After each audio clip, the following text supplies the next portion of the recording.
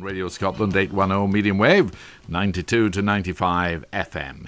From an album called A Nod to Bob. Well, no prizes for recognising the Bob in question as Mr. Dylan, 68 today. And listening in the Glasgow studio, the lead singer of Runrig, Bruce Guthro, in the middle of, well, not quite in the middle of, but well begun into their tour. How are you making out, Bruce? Oh, it's going great. We kicked it off in Skye on the weekend, and it's just fantastic up there. The album being called The Stamping Ground, we thought it was only appropriate that we started in the origin where the band had originated. So, it's just going great. You know, we're just kind of settling into the tour now and working in the kinks, and it's full bore. Now, you're listening to Bob Dylan there, and I know that he's been quite influential in your musical background. He has, indeed. I was always interested in singer-songwriters with something to say, and I don't think anyone had anything more to say than Dylan did. He's growing up I really enjoyed the character in his voice as well as his brilliant songwriting. So, a big influence in my career for sure. And am I right in saying that one of your offspring enjoys his name? Indeed, you are. Dylan, with a D-Y-L-A-N spelt that way too. So, it's just a big fan. And I like the name too. Good, strong name. And the fact that a musical troubadour, a folk singer, can have achieved such extraordinary eminence across the world in all sorts of ways as almost a prophet.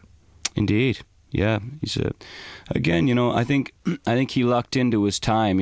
Some people are born in the right time, and I believe that Bob Dylan definitely was. He's a phenomenal artist, you know, and still going. And still making out with some terrific stuff. Now, with regard to making out with some terrific stuff, this is a very nice album that is out, The Stamping Ground. Have you enjoyed doing that?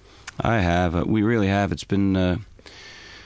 It's kind of been a staggered record for recording. We did some in Denmark and some here in Glasgow, actually, and recorded some vocals over in Canada. But I've really enjoyed the material on this record and singing it. You know, it's kind of... I felt like I've been much more of a part of it than I was in Search of Angels. Yes, I remember when first we spoke, and you sang a couple of numbers in the Glasgow studio, and you were just into the band. Mm-hmm.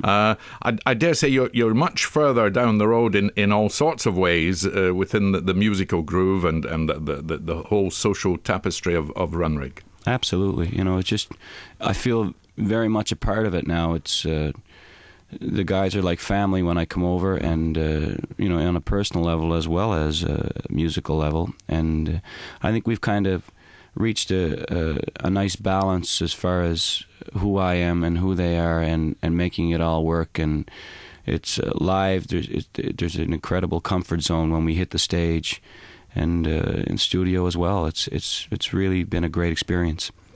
You're in Dundee tonight, then Aberdeen tomorrow night, and Inverness on Saturday night, and then you're away across the border through England, and then pretty much through Europe, aren't you? Yes, yeah, Denmark, Germany. It's very strong. The band's always been incredibly strong in Germany in particular. So it's a great chance to see the sights of Europe while on the road making music. Yes, and what's the sort of the musical feel? Is this a CD, in your opinion, that has a particular style, or does it fall into a particular genre? What would you say about it? Well, it's interesting, you know, because the tracks are so varied on the CD, and a lot of the journalists that are reviewing it are enjoying it for that reason.